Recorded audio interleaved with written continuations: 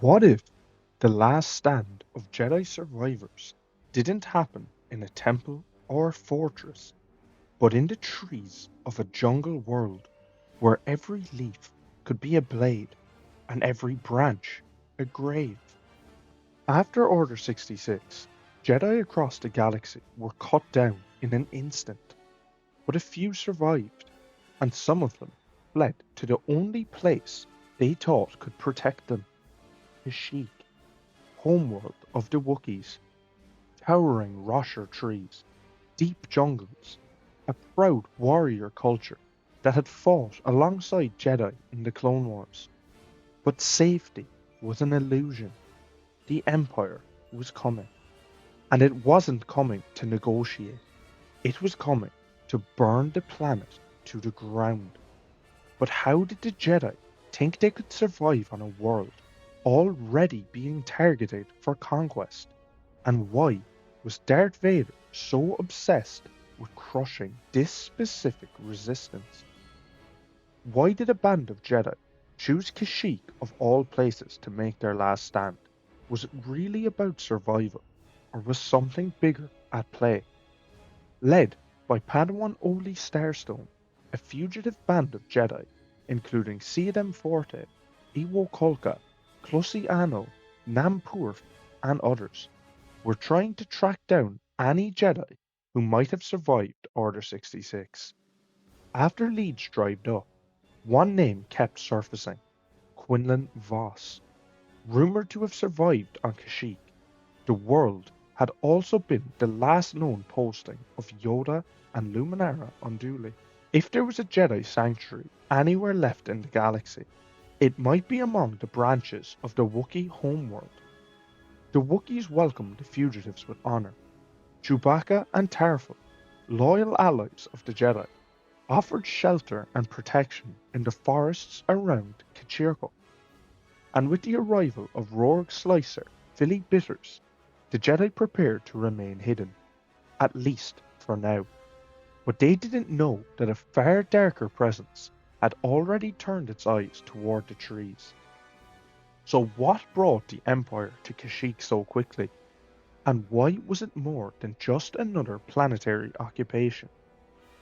Behind the scenes, Grand Moff Tarkin had set his sights on Kashyyyk for a specific purpose: to enslave the Wookiees for labour on the Empire's secret superweapon, the Death Star. But Jedi fugitives on the surface gave him the perfect excuse to launch a brutal campaign. If you're enjoying this deep dive into the Battle of Kashyyyk, make sure to like, subscribe, and ring the bell so you don't miss our weekly Star Wars deep lore videos. Now, back to the battle. Darth Vader, commanding the Star Destroyer Exactor, joined forces with Tarkin's Executrix to eliminate both threats at once.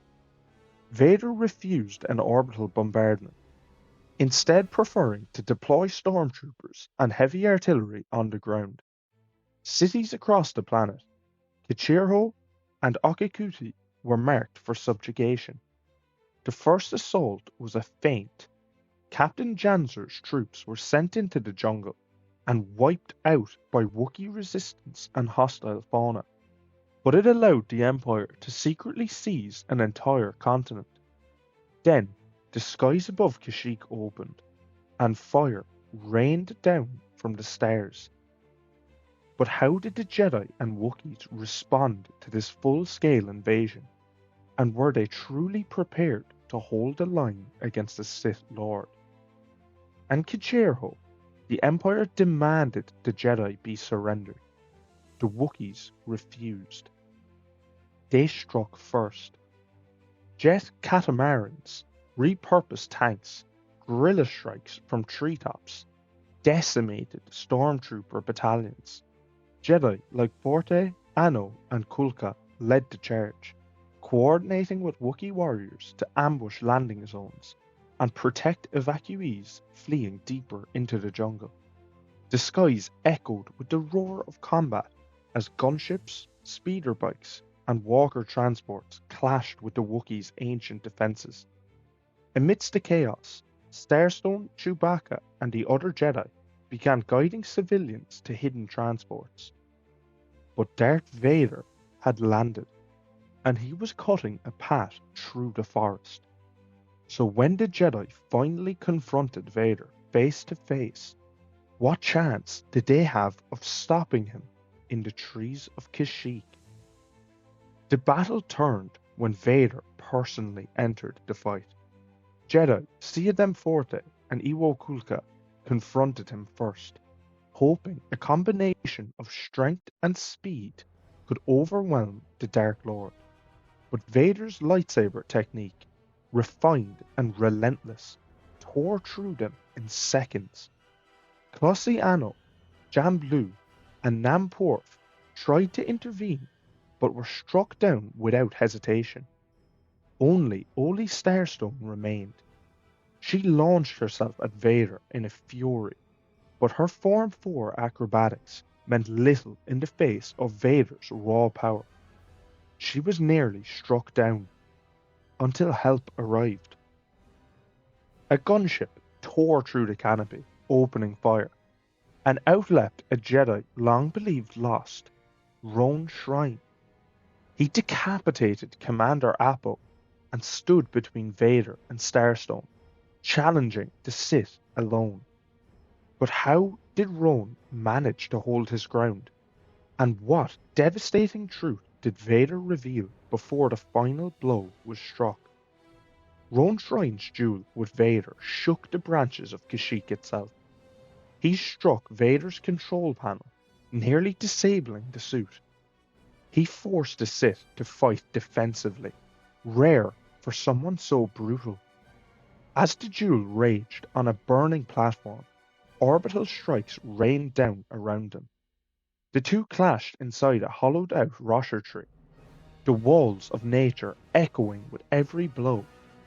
Shryne fought for the thousands of lives hanging in the balance.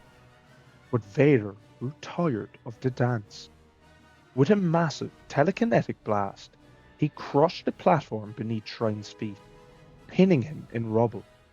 As Shryne lay dying, gasping for breath, Vader leaned close and revealed his true identity, and then turned and left him to die. But even as the Jedi fell, could their sacrifice help anyone survive the burning of Kashyyyk? Back at the Wookiee evacuation site, Starstone, Chewbacca, and their smuggler allies scrambled to get the last transport off-world. But in orbit, an Imperial interdictor cruiser blocked all escape. Desperate, they boarded an old separatist, Recusant-class destroyer, fought their way through its malfunctioning droids, and programmed it to ram the interdictor. The explosion bought them just enough time to escape into Drunk Dancer and disappear into hyperspace. But on the ground, the price of survival was brutal. Over 200,000 Wookiees were enslaved and deported to labor camps. Senator Yarua, Kashyyyk's representative, was arrested. Entire cities were reduced to smouldering ruins. The Battle of Kashyyyk was over, but the nightmare was just beginning.